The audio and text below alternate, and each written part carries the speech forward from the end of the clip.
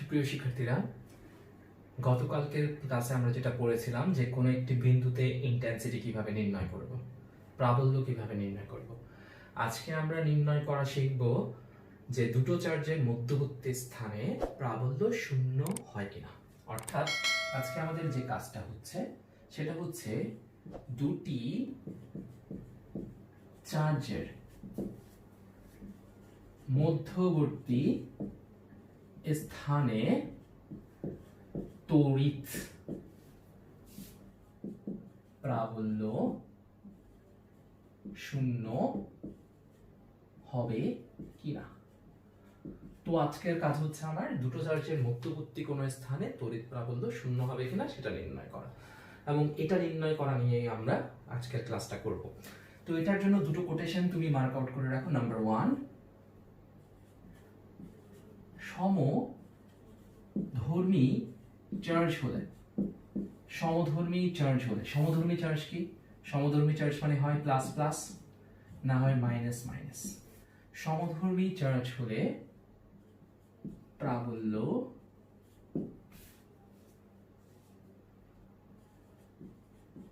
মধ্য স্থানে শূন্য হবে। আচ্ছা, মধ্য স্থানে না লিখলে প্রাবল্য সরল রেখার মধ্যবর্তী স্থানে হবে, এইটা নোট করে ফেলো। নাম্বার 2,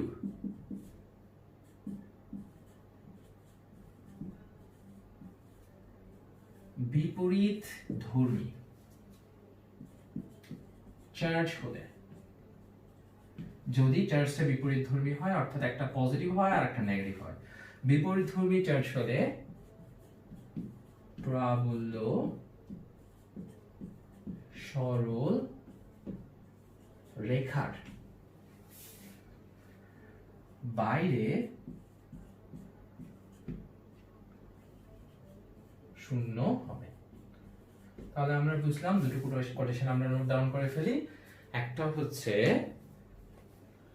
সমধর্মী চার্জ হলে প্রাবল্য সরল রেখার মধ্যবর্তী স্থানে শূন্য হবে। মধ্যবর্তী স্থানে শূন্য হবে কথাটা লেখা হয় নাই, মধ্যবর্তী স্থানে শূন্য হবে। বিপরীত ধর্মী চার্জ হলে প্রাবল্য সরল রেখার বাইরে কোন স্থানে শূন্য হবে। তাহলে সমধর্মী বলতে বুঝলাম প্লাস প্লাস বা মাইনাস মাইনাস, আর বিপরীত ধর্ম বলতে আমরা বুঝলাম প্লাস মাইনাস। তো আজকে আমাদের কাজ হচ্ছে সমধর্মী চার্জের যে টপিকটা সেটা ক্লিয়ার করা। তাহলে আজকে আমরা নাম্বার 1 ব্যাপারটাকে ক্লিয়ার করব, ঠিক আছে? শুরু করা যাক। তাহলে তোমরা আমার সাথে তুলে ফেলছো, আমি দুটো স্পেশাল চার্জ নিয়ে কথা বলবো। সেটা হচ্ছে +5 কুলম্ব ও +7 কুলম্ব চার্জ পরস্পর হতে 1 মিলিমিটার দূরে অবস্থান করলে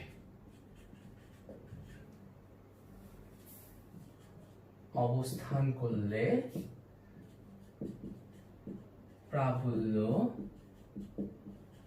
কোথায় শূন্য হবে?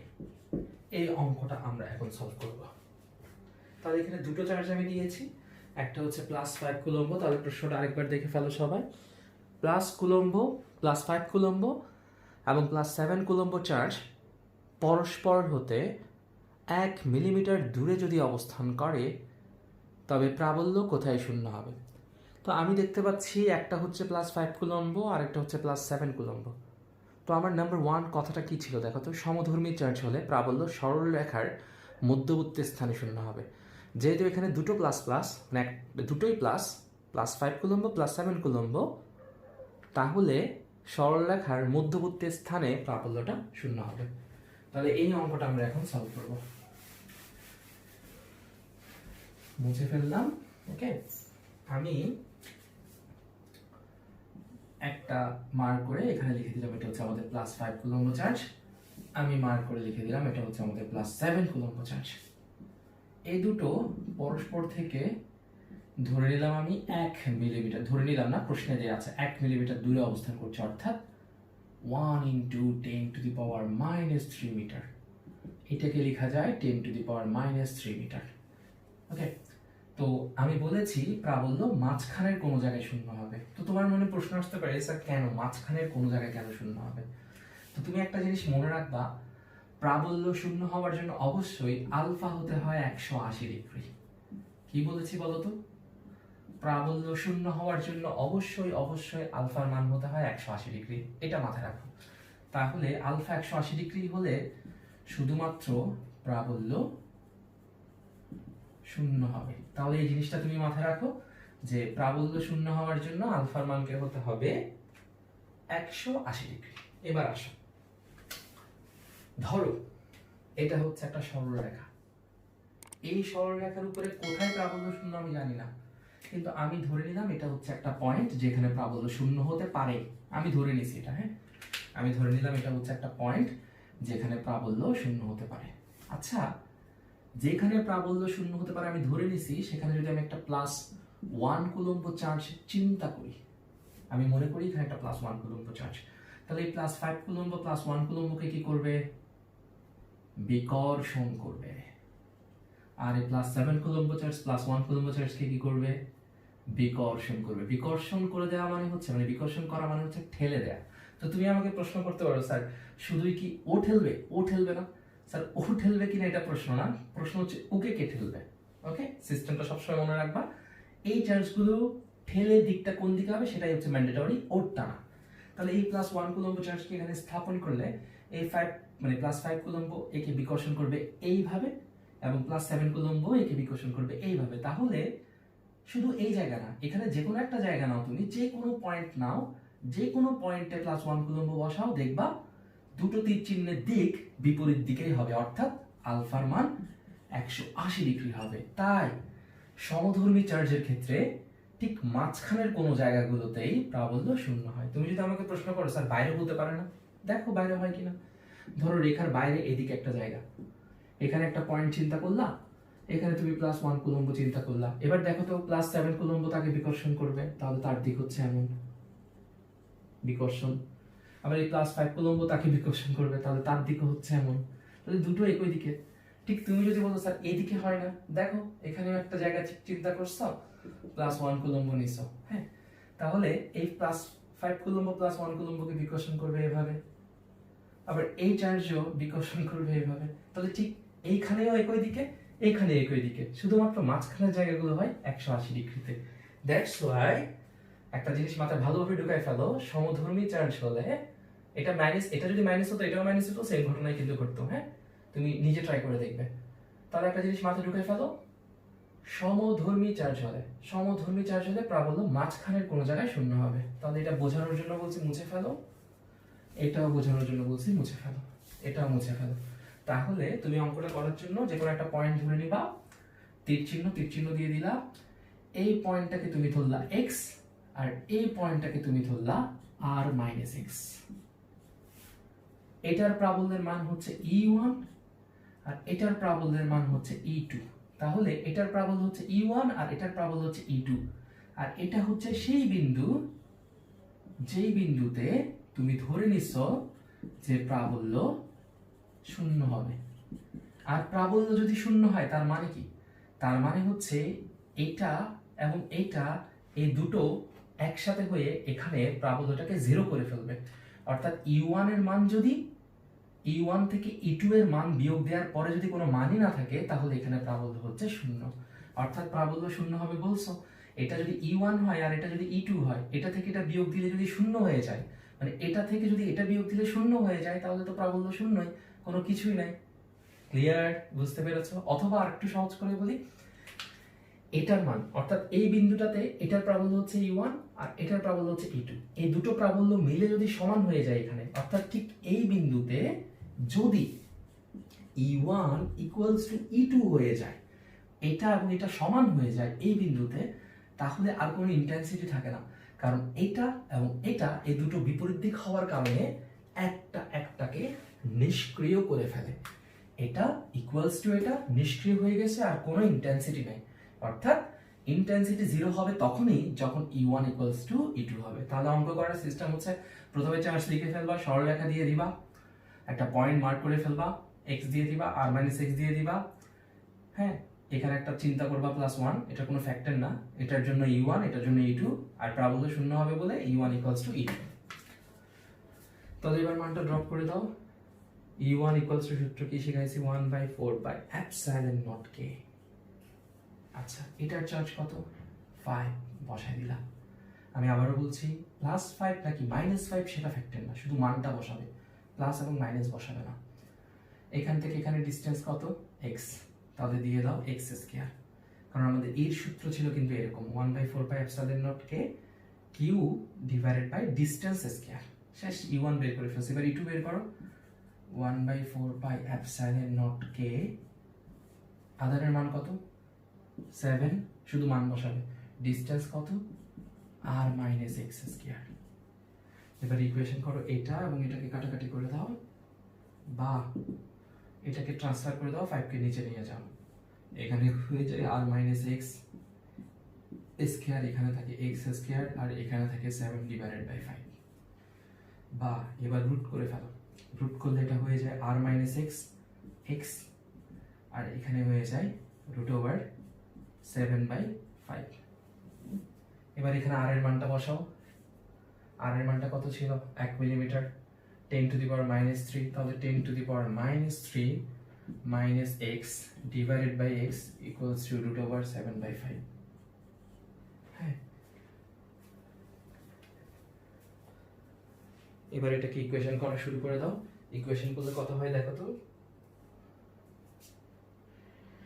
ক্যালকুলেটর নাও।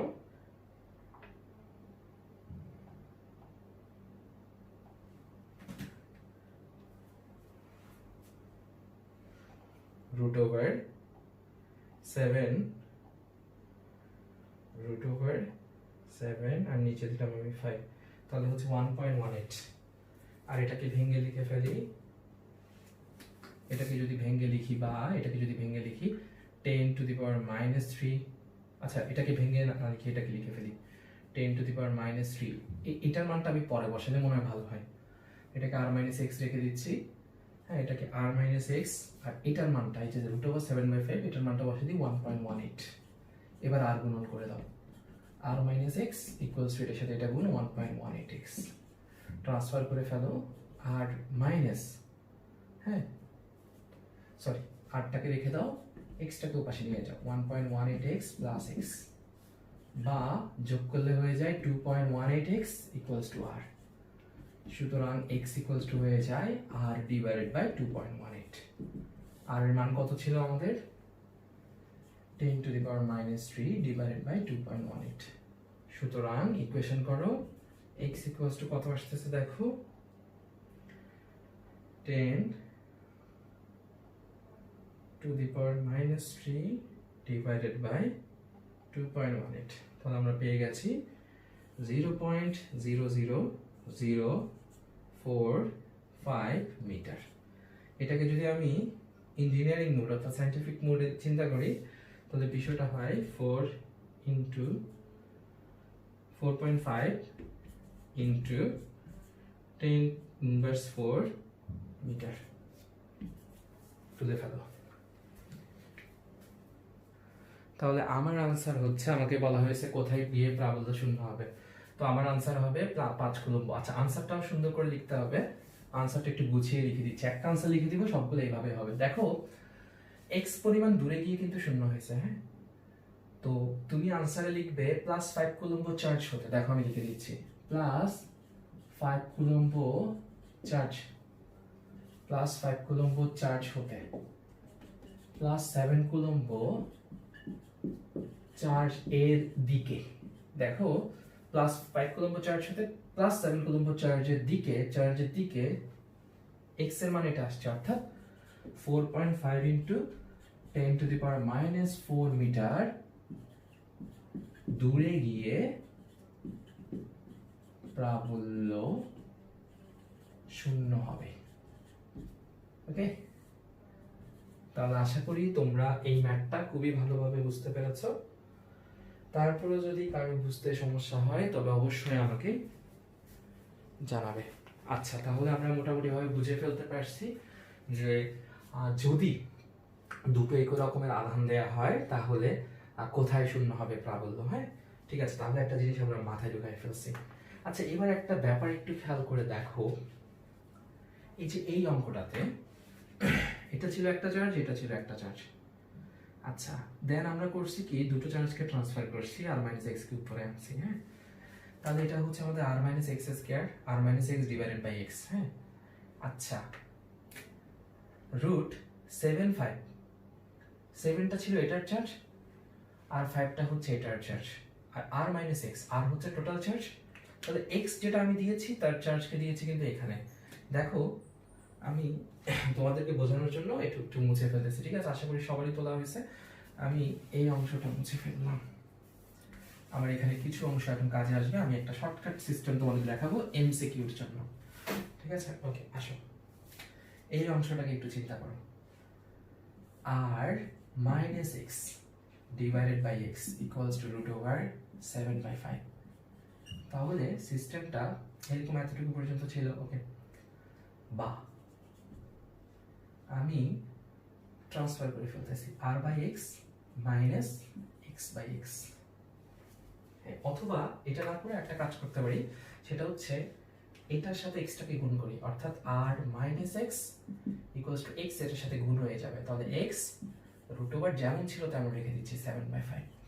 আচ্ছা, এবার আসো, আমি যদি আরটাকে রেখে দেই ইকুয়ালস টু এক্সটাকে ট্রান্সফার করে দেই, তাহলে এক্স রুট 7/5, এক্সটা ট্রান্সফার হয়ে গেলে প্লাস এক্স। এবার এক্সটাকে কমন নিয়ে নাও, তাহলে বিষয়টা হয় 1 প্লাস রুট ওভার 7/5।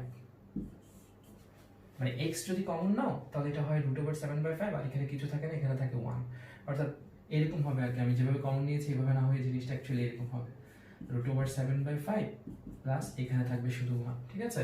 এটা হচ্ছে আমাদের আর এর মান।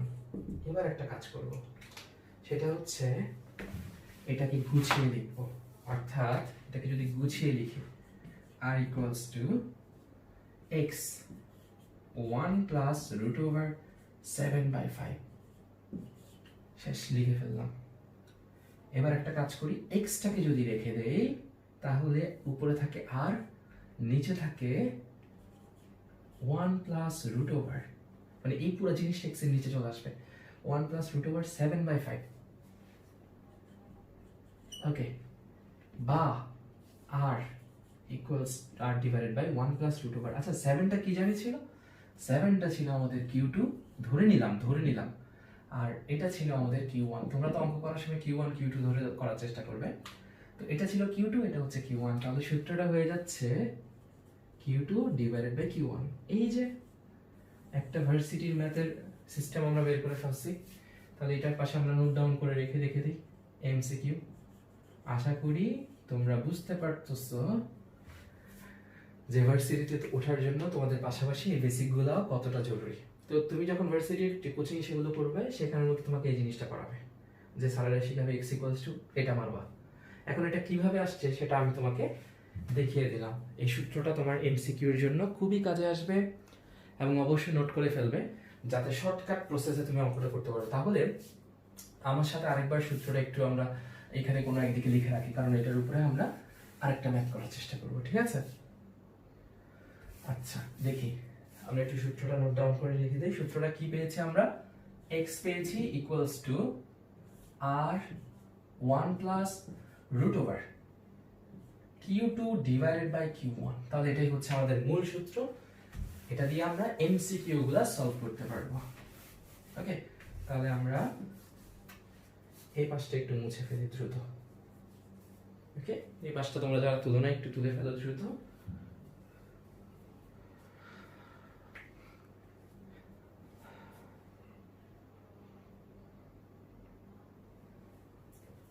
ওকে, আসো এখন আমার সাথে এটা সলভ করতে আসো। দেখি আমি x ইকুয়ালস টু, আমি যদি আমার এই প্যাটার্ন দিয়ে করি তাহলে r বসবে উপরে। r হচ্ছে কত আমাদের? টোটাল 10⁻³ বসিয়ে দিলাম, 1 প্লাস রুট Q2 বসবে, Q2 মানে হচ্ছে +7 মানে শুধু মান 7, আর Q1 বসবে মানে হচ্ছে 5। এবার একটু বাচ্চারা ইকুয়েশন করে ফেলো, x এর মান কত আসতেছে দেখি। আমার সাথে সাথে সবাই ইকুয়েশন করে ফেলো। 10⁻³ 1 প্লাস √7/5। দেখো তোমার যে আনসারটা এতক্ষণ আমরা ইকুয়েশন করে বড় অঙ্ক করে বের করেছি, এই ছোট অঙ্কতেই সেম আনসারটা বের হয়ে যাচ্ছে, অর্থাৎ 0.00045। আর ইঞ্জিনিয়ারিং মোডে লিখলে সেটাকে লেখা যায় 4.5 ইন্টু 10⁻⁻4 মিটার। আশা করি আগের অঙ্ক যেটা করেছি আমরা ওই আনসারের সাথে এটা মিলে গেছে। তাহলে শর্টকাট প্রসেস ব্যাপারটা তোমরা বুঝতে পেরেছো খুবই ভালোভাবে, যে শর্টকাট প্রসেসে যে কোনো অঙ্ক যদি তুমি ট্রাই করো অবশ্যই হবে, তবে বেসিক জিনিসটা যেন তোমার মাথায় থাকে। আমরা সবাই এখন যারা পড়ালেখা করতেছি তারা দেখি, সবসময় দেখি যে বুয়েট টুয়েট সব কিছুর জন্য খুবই দৌড়াদৌড়ি, খুবই ফাস্ট, মানে আমি এখানে টিকবো, শর্টকাট প্রসেস, এই যে কোচিং, এগুলোর প্রয়োজন নাই। বেসিক জিনিসটা আগে ডেভেলপ করো। তোমার বেসিক যদি না থাকে, বেসিক যদি ডেভেলপ না হয়, তাহলে তুমি এসবের জন্য দৌড়ে কি করবে? বেসিক জিনিসটা বোঝো, ওকে? আচ্ছা, এবার আসো, আমি ঠিক এই প্যাটার্নটা দিয়ে আরেকটা অঙ্ক এখন করব। হ্যাঁ, আমাকে ধরো আরো দুটো আদান দেয়া আছে। একটা আদান দেয়া আছে, আমাকে বলা হয়েছে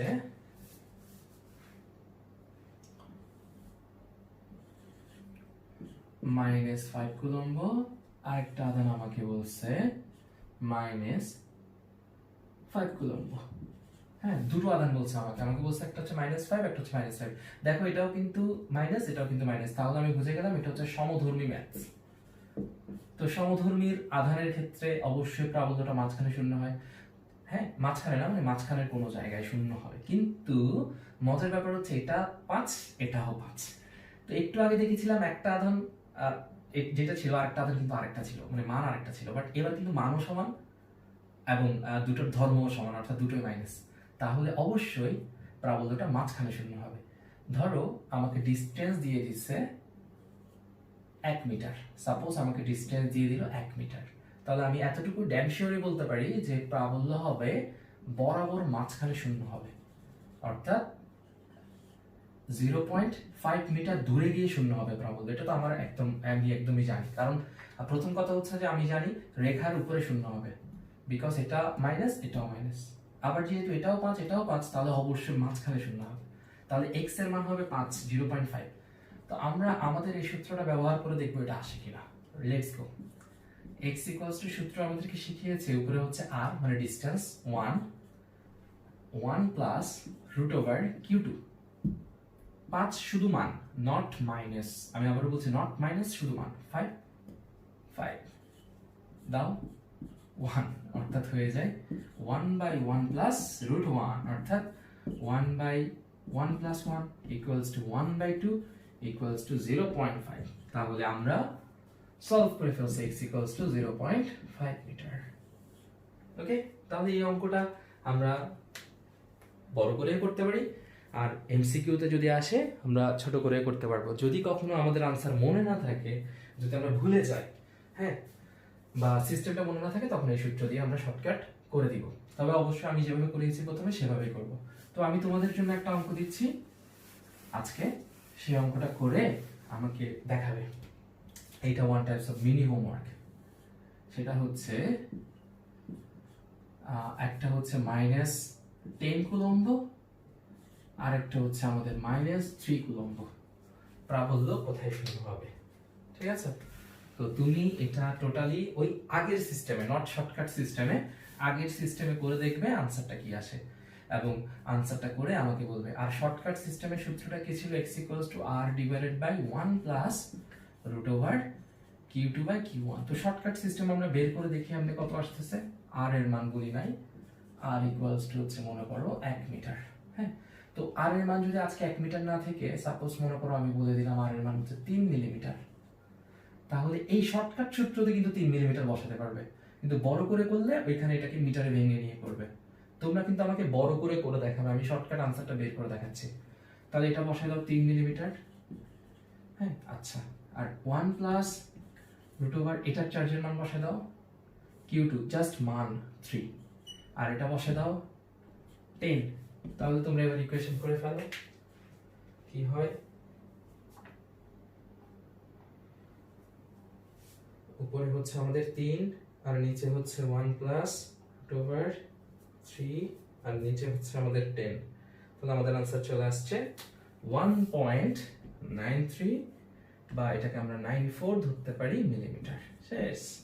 তাহলে আমরা আরামসে বলে ফেলতে পারি স্যার যেটা প্রথম যেটা আছে সেখান থেকে ধরেন প্রায় এতটুকু দূরে গিয়ে একটা আইডিয়া যে সেটা হচ্ছে 1.94 মিলিমিটার দূরে গিয়ে প্রাবল্য শূন্য হবে। আশা করি তোমরা সবাই বুঝতে পেরেছো। তবে আমি আবারও বলছি, তোমরা কিন্তু এই নিয়মে করবে না, এটা হচ্ছে শর্টকাট এমসিকিউ প্রসেস, বা আমাদের ভার্সিটি এক্সামগুলোর জন্য এই প্রসেসটা আমি তোমাদেরকে এই প্রসেসটা শিখিয়ে দিয়েছি। অবশ্যই প্রসেসটা যদি ভালো লাগে আমাকে অবশ্যই জানাবে, অবশ্যই ইউটিউবে যারা দেখবে তারা কমেন্ট করে যাবে মাস্টলি, ঠিক আছে? ওকে, তাহলে তোমরা আমাকে এই অঙ্কটা পুরোপুরি হোমওয়ার্ক করে আর নেক্সট ক্লাসে আমাকে দেখাবে, অথবা ক্লাসের শেষে আমাকে হোমওয়ার্কটা জমা দেবে। ভালো থেকো সবাই, আল্লাহ হাফেজ।